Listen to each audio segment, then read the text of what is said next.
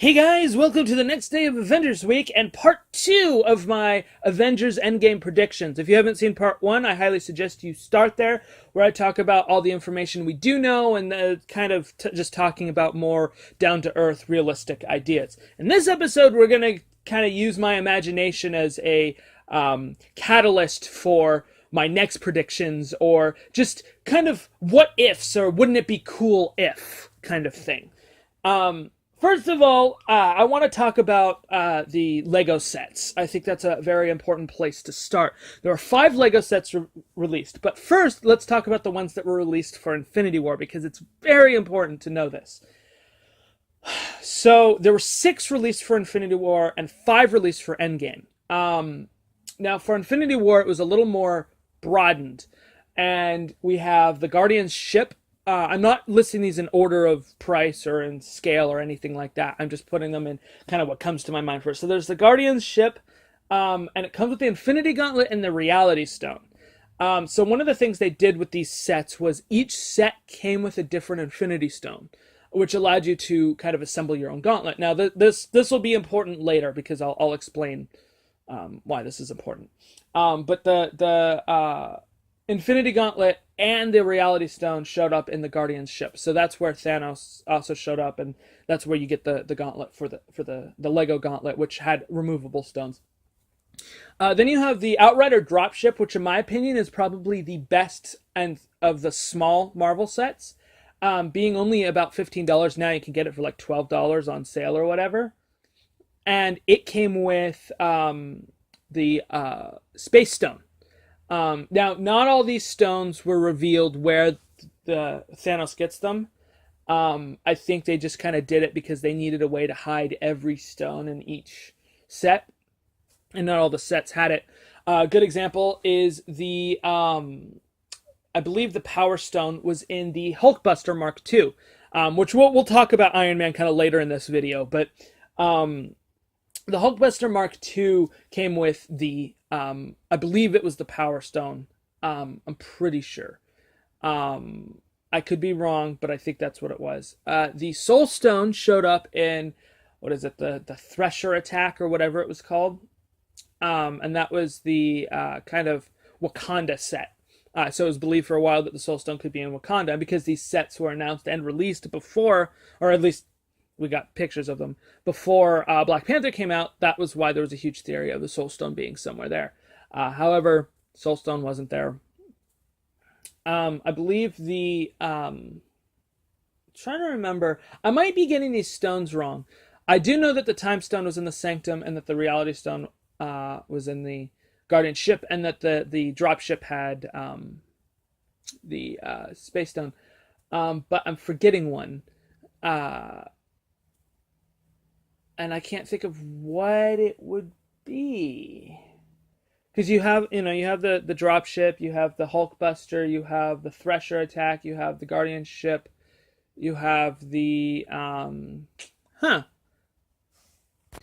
literally the one that is sitting on my bed for me to build today is the one I forgot. That's really funny.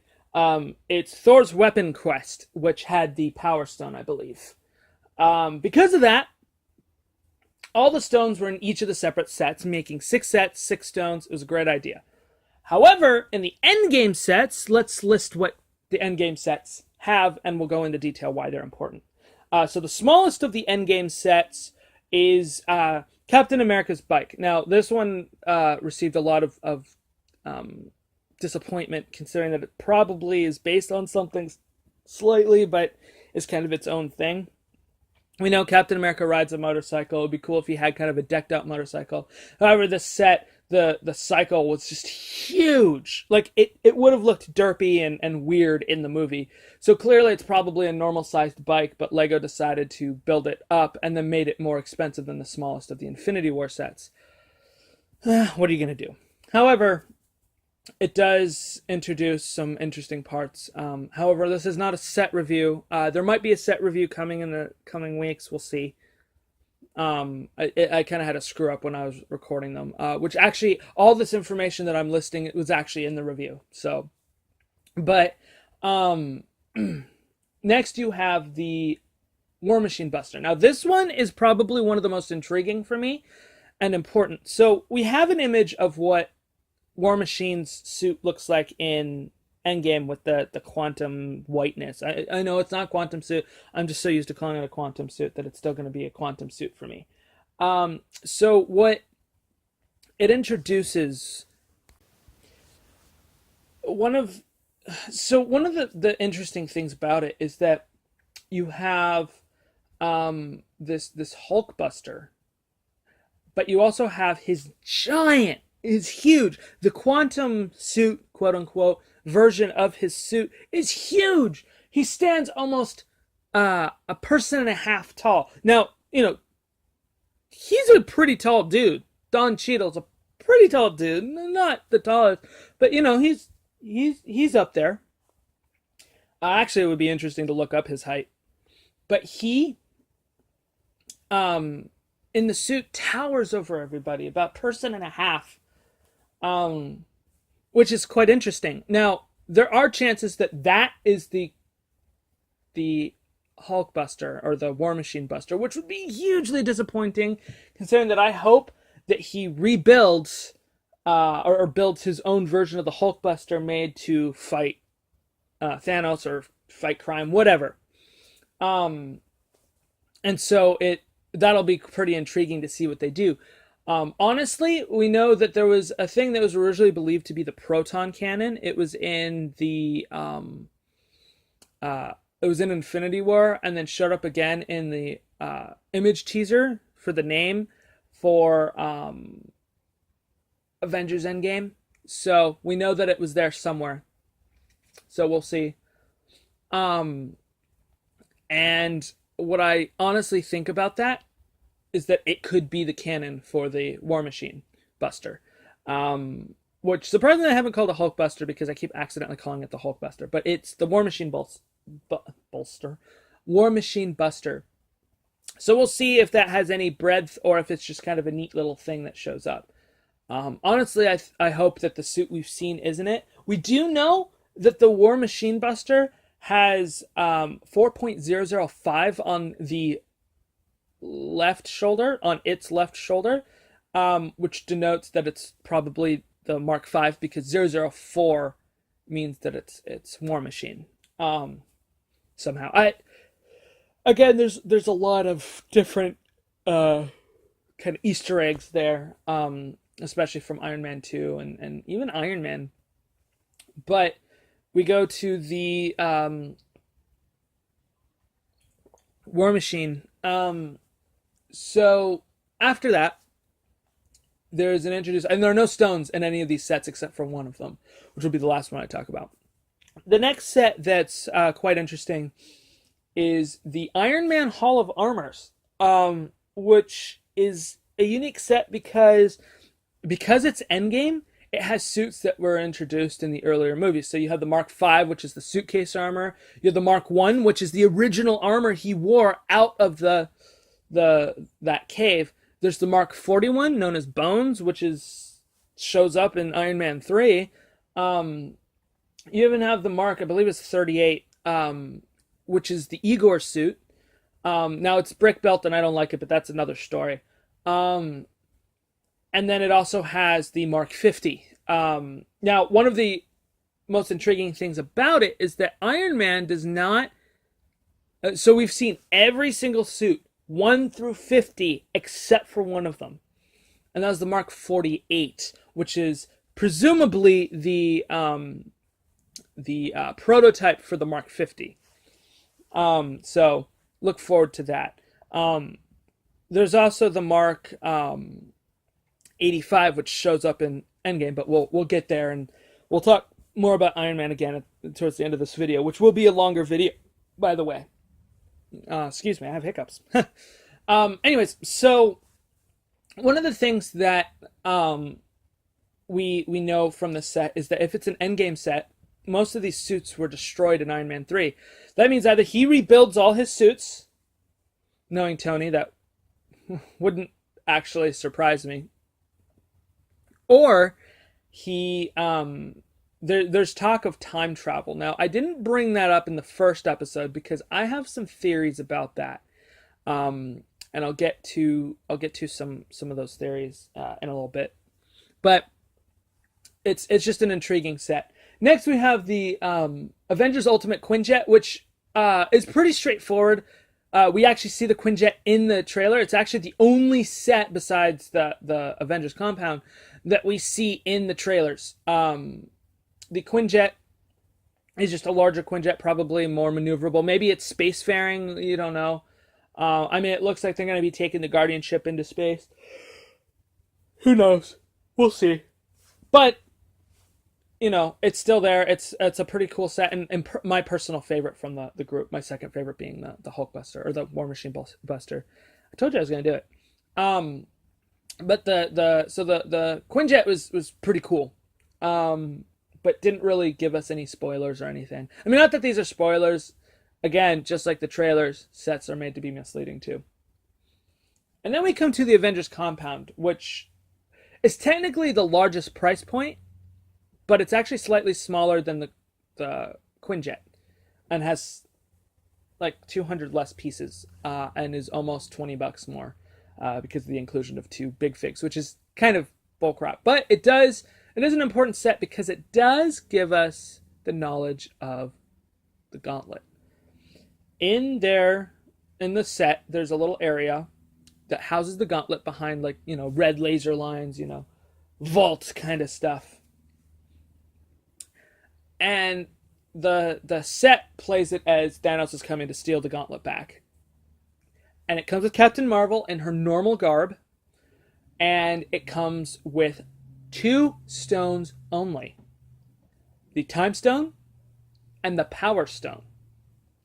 This is really interesting because I have a lot of theories based on it. So let's take all that now, and we're going to start going into my harebrained theories. So first of all, we have a lot of theories of why are there only those 2 stones. Well, it kind of has to go back to what I think their big mission is. We know they're going into a big mission. They're wearing those white suits. If they're not quantum suits, they're still going to be important.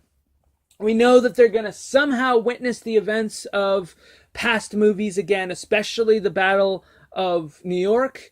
We know Loki's going to be in it because of that. However, a lot of people are saying time travel. I do not think it's time travel. And I actually have 2 reasons for that. One is that a friend of mine, now this could be wrong information, so take this with a grain of salt, but a friend of mine told me that in China, it's illegal to have a movie that displays time travel. A good example is the Back to the Future movies are banned in China, as are a lot of other things. And the idea is they feel like going back and changing history is disrespectful, and that's kind of their explanation for it. Now, whether this is a true case or actually something that exists, I don't know. But it would bring up a good point that, they don't want to make this big movie and then not be able to show it to one of their biggest audiences, which is China. So, what do they do instead? Well,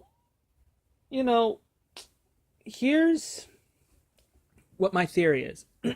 So there's a lot of talk about it being barfing, which is the technology that Tony Stark uses in Civil War at the beginning, where he kind of shows the history. They introduced that for a reason, so it wouldn't surprise me if they used technology like that. But I have an even bigger harebrained scheme. And it has to do with why they have their own gauntlet. Now, I personally think that gauntlet they have is not the actual gauntlet.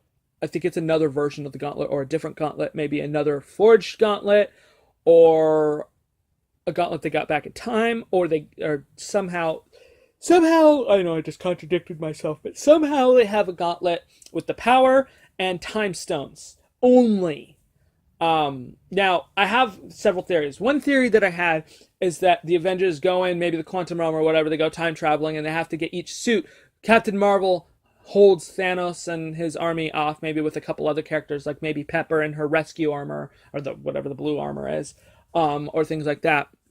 So there's a chance that they, it's almost like a race against the clock, get each stone, and you slowly see the stones appearing. Thanos arrives when those 2 stones exist, so that's why they have it. It could just mean nothing, and they just maybe had an excess of those stones because they were in sets that people didn't get a lot of, or I don't know. I mean, I thought the Thor's Weapon Crest was one of the best sets, so we don't know. But those two stones really intrigued me and are really making me think hard. Next, we have the kind of introduction of the well, my next theory kind of shares things with that, but it's how the stones work. So I'm going to introduce you to something in the comics. So there was a character known as the Sleepwalker, which was a very interesting character that showed up. And the Sleepwalker needed to master all the Infinity Stones. And their secret kind of showed up. So first of all, let's talk about Soul World. We've seen it in the MCU. It's in the comics. It's the world inside of the Soul Stone. We've already seen Soul World inside the Soul Stone. We've seen all of this. However, in the comics, it was announced that there were several different worlds inside the stones. And we know that mastery of each stone requires you to master the world inside the stone.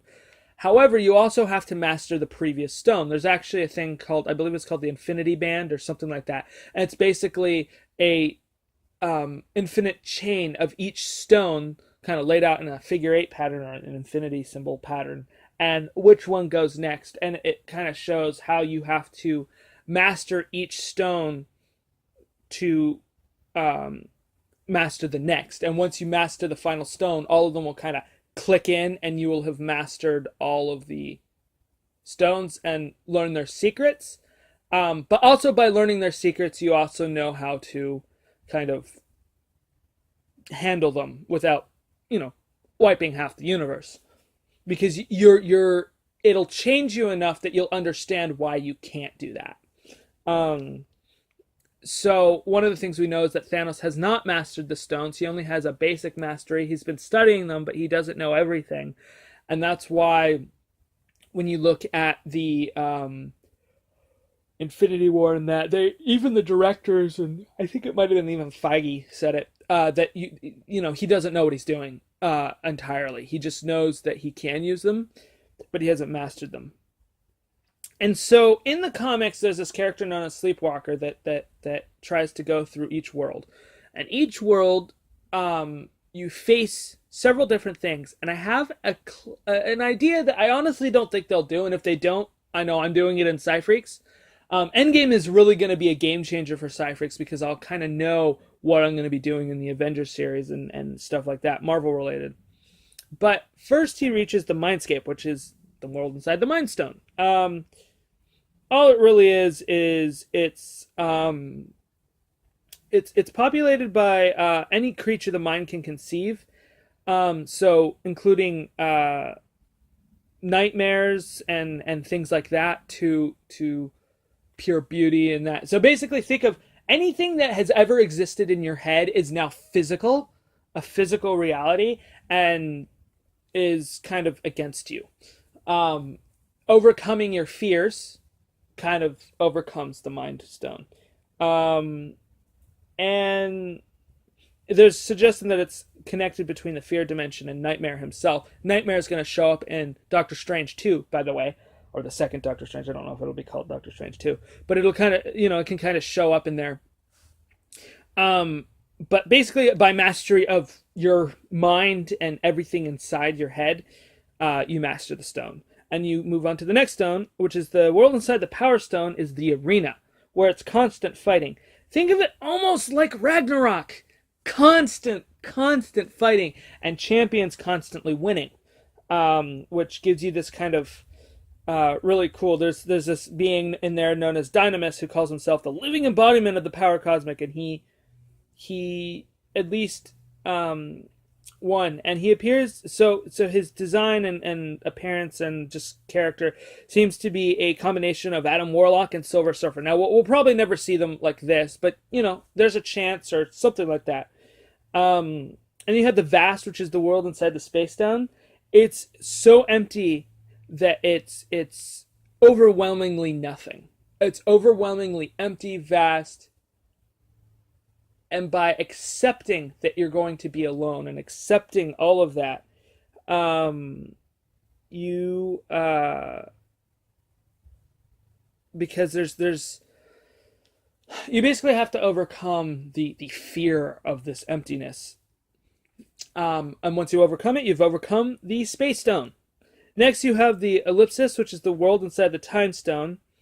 And it's kind of abstract, so it's hard to kind of know what it's like. But basically, so first of all, the sleepwalker was never constrained by time. And inside the stone feels like centuries have passed. So and for him, time passed. So it was very weird. You basically have to master the force of time in there. You have to learn to conceive time and how it works, and kind of overcome the fact that you're going to be in there indefinitely, but just for a millisecond and come out. And once you've managed a way out, it it allows you to go into the next stone world, which is the whirlpool, the world inside the reality stone. Now, the way this is represented is probably one of my greatest things. It's presumably named after Deadpool, but basically what it is, it's a collection of every comic book ever made, including the What If comics, whatever. And you look through and they come to life and they draw you in, and that happens. He goes through some of the What If comics and goes through different ones, and it's a very fourth wall breaking thing. And this is inside the Reality Stone. I don't know if I mentioned that. So that kind of gives you an interesting little thing. But here is something. Let's bring all this into the MCU.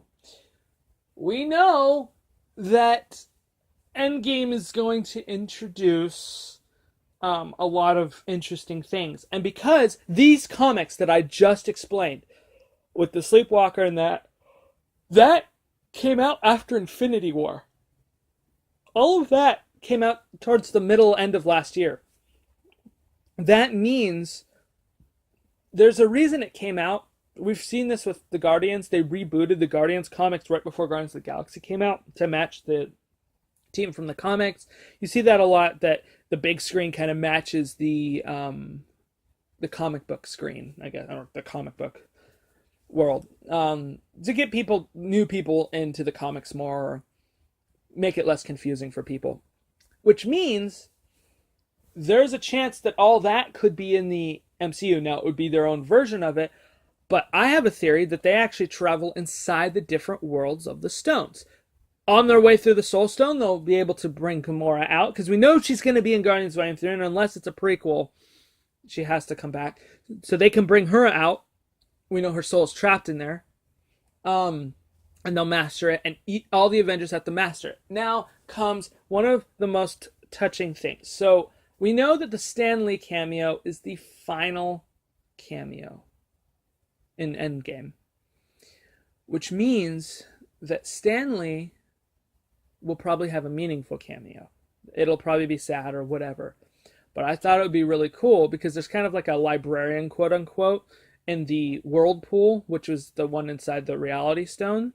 What if it was Stan Lee? He was there and he interacts with the Avengers, kind of fourth wall breaking as Stan Lee. And they master that world thanks to him. That would be really cool, and that would kind of mean that he was like the most important character, but it also kind of was a secondary thing. I don't know. I just thought that would be cool. Also, there's, I have a theory that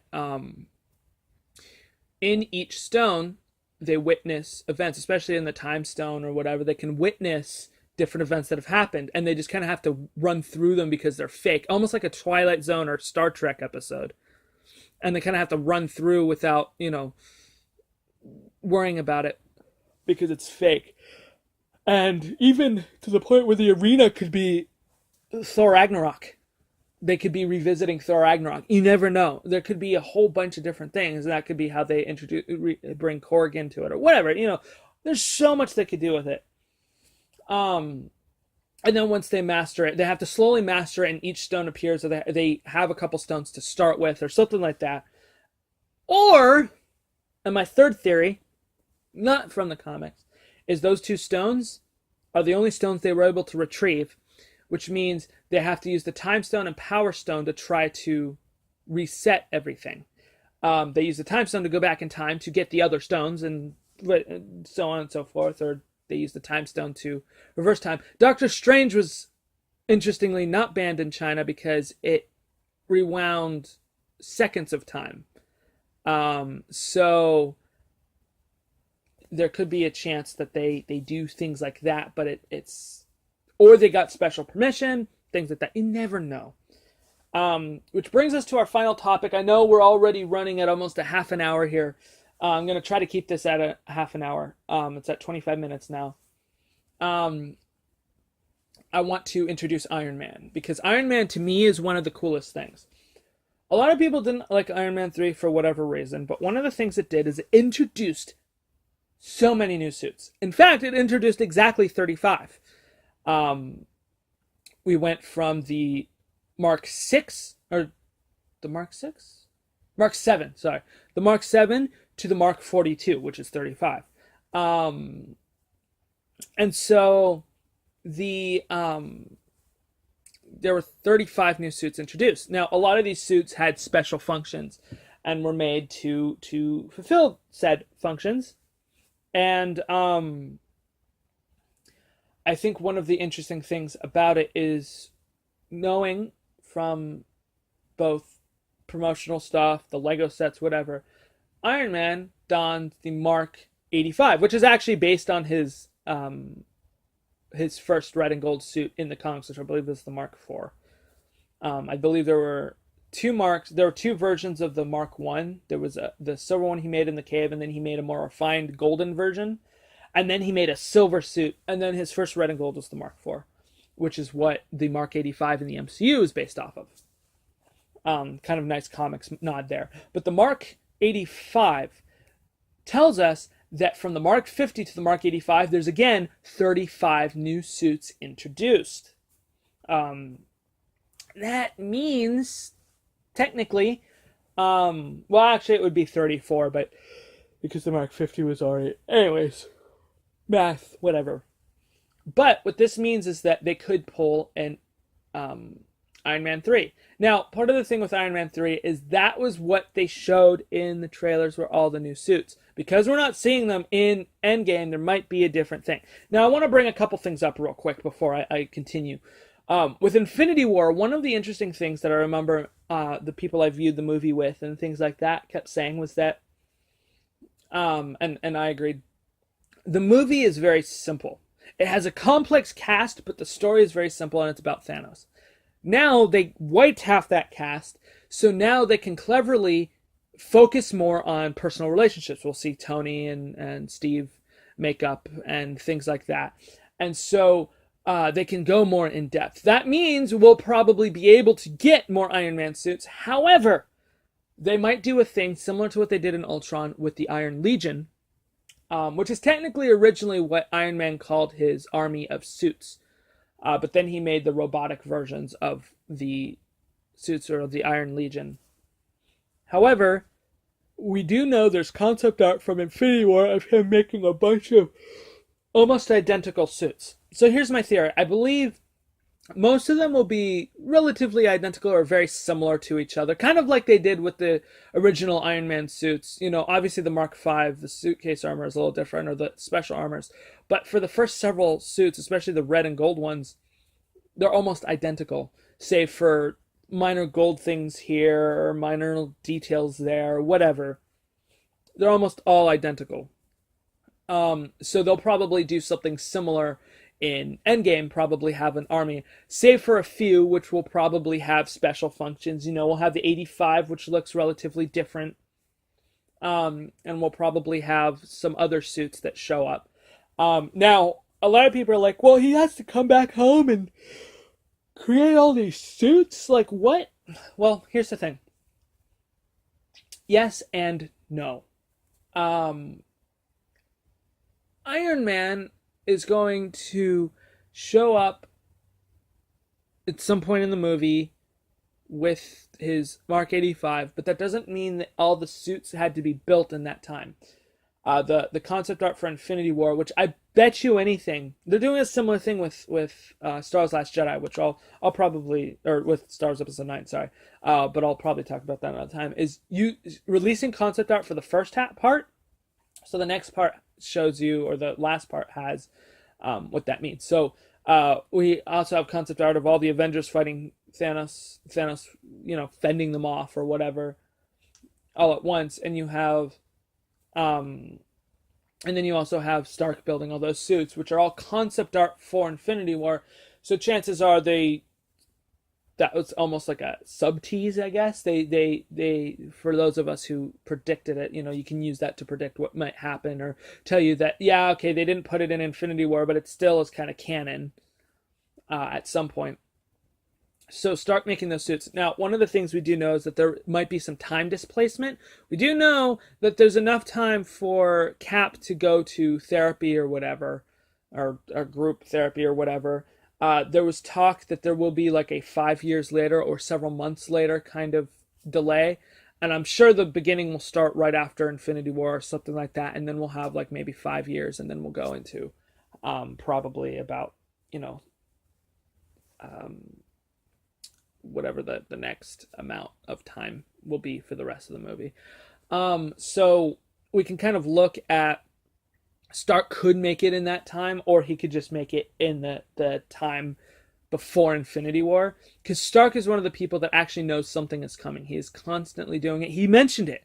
He literally said the word Endgame in the way he did it. He basically said, we're the Avengers. That up there is the Endgame. What are we going to do? And Cap's like, we'll do that together. And it's like, we'll lose. He even said we'll lose. He predicted that they'll lose. And Cap said, we'll do that together too. But losing doesn't mean you can't win again.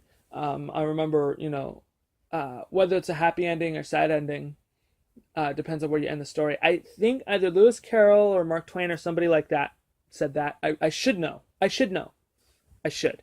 But I don't, and whatever.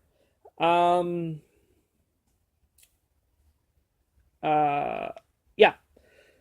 Anyways, guys, I hope you enjoyed my super long video. I know there's some pauses. I didn't edit it at all, so all my ums and pauses are in here that I usually cut out, partially just because it's a longer video. I wasn't able to put images on the first or second videos here. But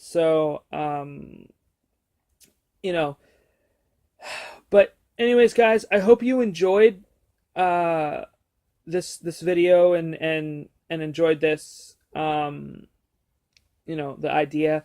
Look forward to tomorrow, where we will be revealing our trailer for our Avengers series. And yeah, get hyped for Endgame. It's coming out. It technically comes out this evening for my realm at 7 p.m. And so, we'll see. Here we go. Whatever it takes. And until next time, nerds unite.